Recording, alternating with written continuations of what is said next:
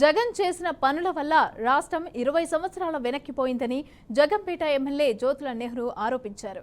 ఇక సీఎం చంద్రబాబు తొలి ఢిల్లీ పర్యటన పారదర్శక పాలనకు నిదర్శనంగా నిలుస్తుందని అన్నారు.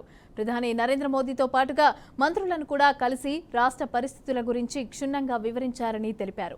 పోలవరం అలాగే రాజధాని అంశాలతో పాటుగా రోడ్ల అభివృద్ధి కార్యక్రమాలకు అలాగే నిధులు ఇవ్వమని సహకరించమని కూడా అభ్యర్థించారని అన్నారు. రాష్ట్రాన్ని అభివృద్ధి చేయటం వల్ల దృఢ సంకల్పంతో ముఖ్యమంత్రి ఉన్నారని చెప్పారు. నేనేం చేయాలి అని ఆలోచించి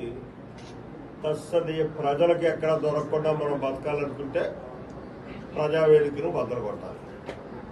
అంటే చిన్న తక్కువ ఆలోచన కాదు అది. ఎందుకంటే ఆ ప్రజావేదిక ఉంటే ఈ ఢిల్లీ కూర్చోవాలి, అక్కడ కూర్చొని ప్రజలతో మాట్లాడాలి, మంచి చెడ్డ చెయ్యాలి. అది లేకుండా పోవాలనుకుంటే ముందు ఆ ప్రజావేదిక అన్నదాన్ని బద్దలు కొడేసామంటే ప్రజలు మన జోలికి రావు అని ఆలోచన చేసి చంద్రబాబు నాయుడు ప్రమాణ స్వీకారం చేసి ఏం చేశాడు? అతను పరిగెడుతున్నాడు, మమ్మల్ని పరిగెట్టాడు. ముందు మీరు వెళ్ళి అధికారులతో రివ్యూ చేయండి, మీ నియోజకవర్గాల్లో ఉన్నటువంటి స్థితిగతులు ఏంటో చూడండి.